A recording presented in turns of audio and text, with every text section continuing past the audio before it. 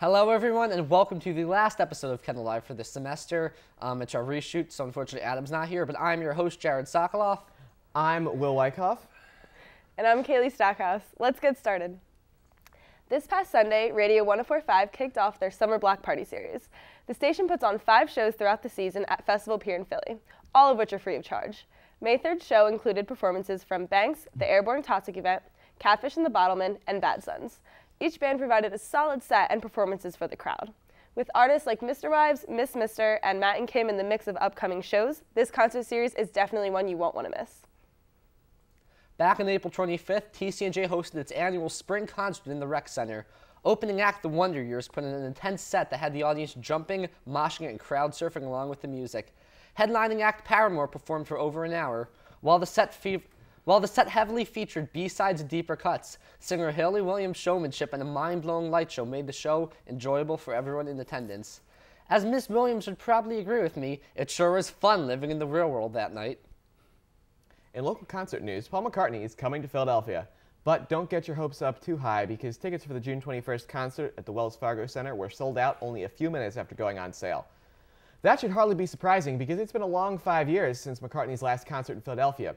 But I've got a feeling they would have sold out pretty fast even if he'd been here last year. I mean, it's a guy like McCartney. If you're looking to buy it online, the cheapest tickets on StubHub are going for around $250 for like the nosebleed seats, and the prices just get higher and higher as you get closer to the stage. Of course, if you're desperate to see the man, the myth, the legend, you can always still get tickets for the Firefly Music Festival in Dover, Delaware. Paul is headlining there on Friday, June 19th. I've always wanted to see McCartney myself, but with ticket prices this high, I think I'm going to have to skip out on this time around. That said, I wish everybody looking for tickets the best of luck, because I'm sure it's going to be a good show. Last night, well actually a couple nights now ago, the Rathskeller here at TCNJ hosted its last show ever with Suburban Scum. It will be shut down now for Broward Student Center renovations for a couple years. We would like to observe a moment of silence for this legendary venue. Thank you very much. Well, in terms of music news, that's all we have for you this week. Now, it might be hard to tell from our choice of attire, but Will, Kaley, and I are just kind of casual Bruce Springsteen fans. So much so that, along with fellow ex-producers now, Ben Shortino and Brandon McGowan, Will and I went to see Bruce last summer in Hershey. It was less than a year ago, but it certainly feels like a lot longer than that. It always does with the Bruce concerts. It does. I was listening to the bootleg this morning. Okay. So we have decided to go on the record and have an official Bruce Springsteen roundtable discussion. I will be acting as moderator, but like any true New Jerseyan, I will be arguing for my own points as well. So on that note, let us begin. So, big question, we've argued a lot here.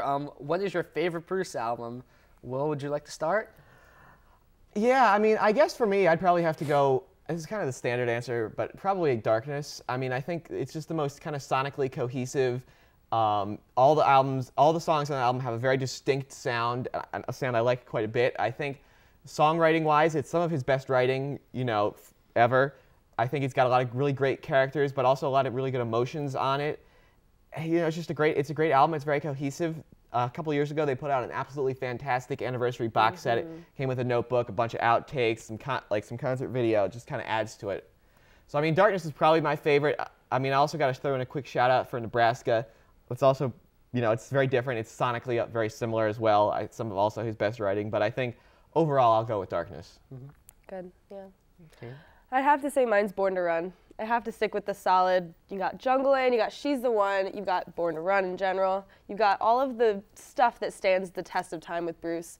Like, if you ask anyone what they're looking forward to hear in concert, you're going to hear those constantly. Yeah. And when they play, it's like crowd favorite. So I'd just say for the embodiment of him in general, you just want to get like these songs, and it's just such a great album. So Yeah. I personally have to go with The Rising, which post-reunion is always kind of an iffy thing with Springsteen fans, though I know some people like it. But for me, that's just my favorite. Those are both great albums. So for me, in terms of just music production-wise, emotional impact, I think The Rising is really the best work of his. And maybe it's because kind of being the last generation to live through 9/11, I can kind of relate to some of what he's talking about there more so than, I guess, when the album came out back in the 70s. But for me, that's definitely my number one, followed in a close second by Wild News and the E Street Shuffle. Just two varied production-wise albums, but very great albums. And they're both very different, too, Yeah, which very- is interesting. Yeah. I mean, I think Darkness. I mean, not Darkness. The Rising has been getting a lot more popular, or a lot more people have been realizing how good it is as time has gone on. You know, it's definitely stood the test of time. And, Yeah. I mean, the Wild Indie Shuffle is just also fantastic. Yeah. At side 2 with Kitty's Back, or Incident, Rosalita, and New York City Serenade. Just a You just can't beautiful beat it. three-set. Yeah. You just can't beat any of Yeah. the instruments in that. Yep. All right. Teleprem says, shout out to Adam Oppenheimer. Adam Oppenheimer, our new comedy producer, was supposed to be here after name-checking Steel Mill in the discussion. We had to put him on, but he could not make the reshoot today, so... Yeah, we had some audio issues. We miss you, Adam, wherever you are. Staring up to the heavens. Next question. Who is your E Street Band crush, a.k.a. dreamiest member of the E Street Band that isn't Bruce Springsteen? Jared, why don't you start with this one? Oh, thank you, Will. Nils Lofgren, definitely. He's just the man. Played with Neil Young, Bruce Springsteen. Beautiful solo career, beautiful voice. Just amazing guitar shredder, amazing guitarist.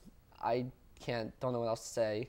He does flips on stage, you know. Yeah, he I just feel like he spins. flies under the radar for when He you talk does. about like E Street Band in general. Like you don't Well, it's like because obviously he joined later. Everybody's Yeah. Because like, everyone's like, oh, Bruce and Steve, but Bruce But you and, don't Bruce realize and how Nils. great he is unless you actually like know it's him playing, or if you see Yeah. him and you're like, oh my god, Yeah. like that's the real talent. Yeah, That's like, insane. He will blow you away. Yeah. Yeah. Yeah.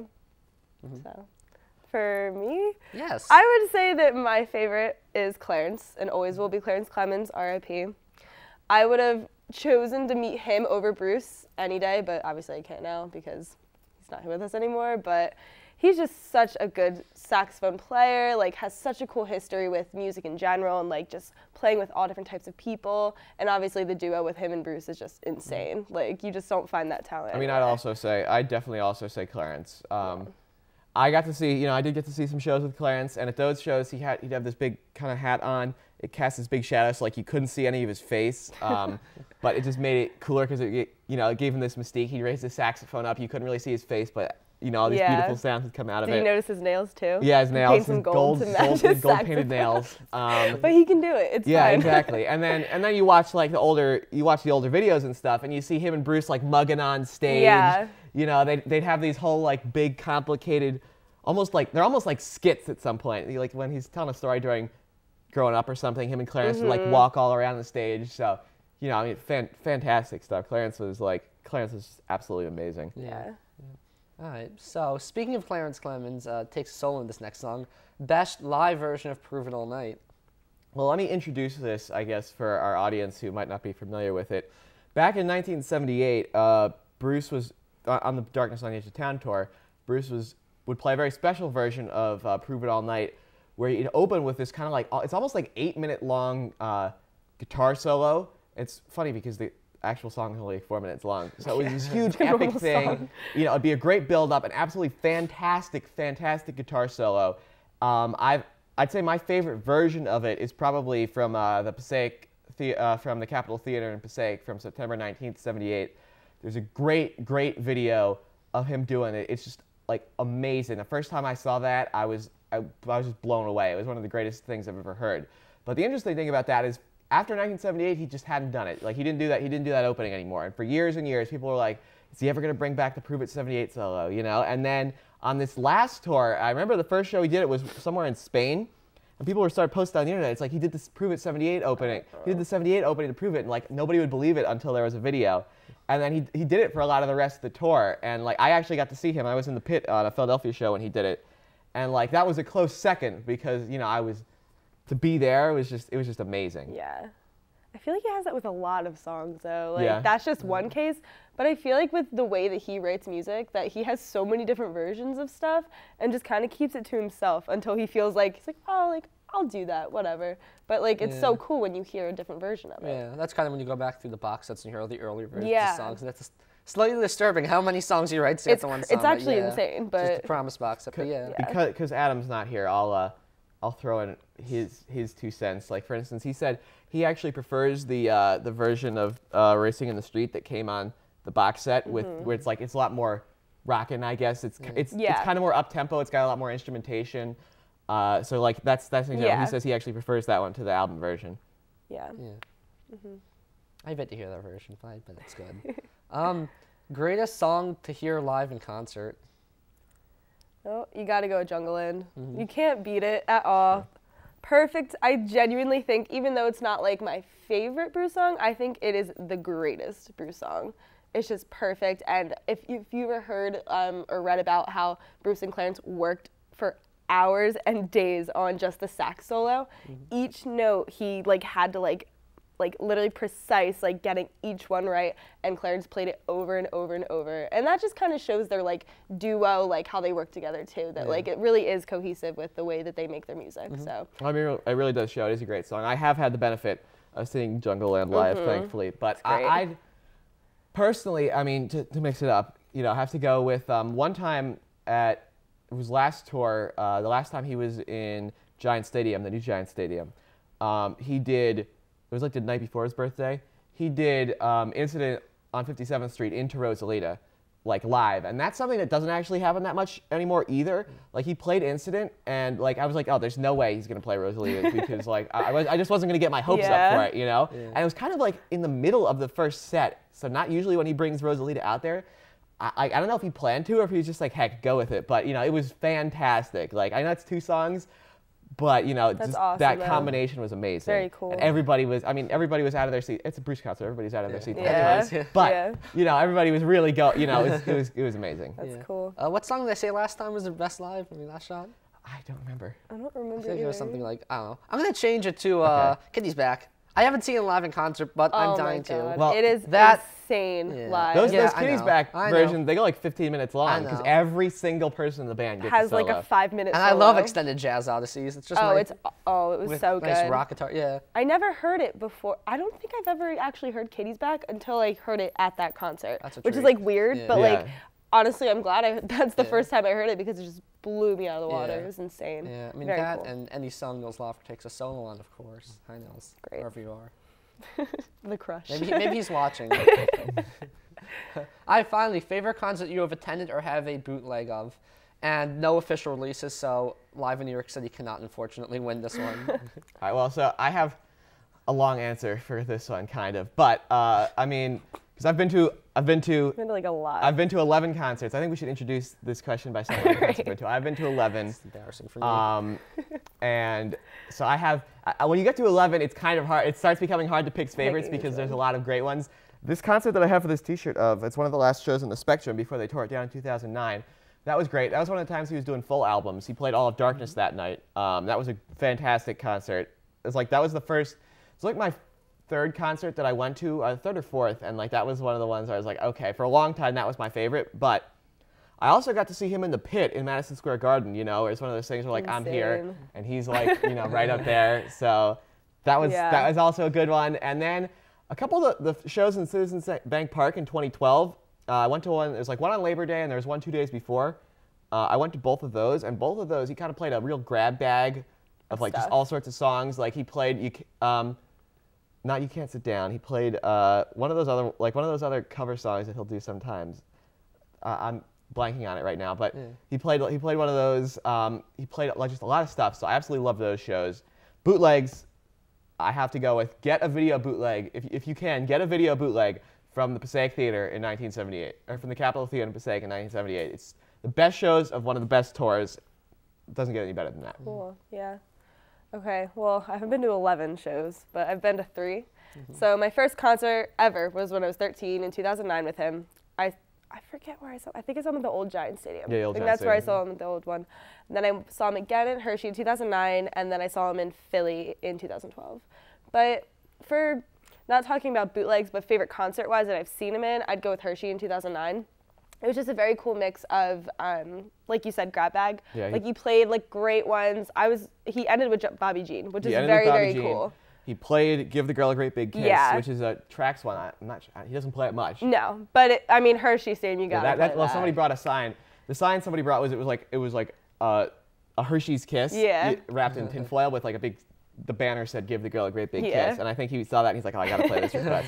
And have you heard "Raise Your Hand"? That song that he does with Clarence. Yeah. Did that? That's one of my favorites. And then he played also "Trapped," which is insane live. Such a cool song to hear.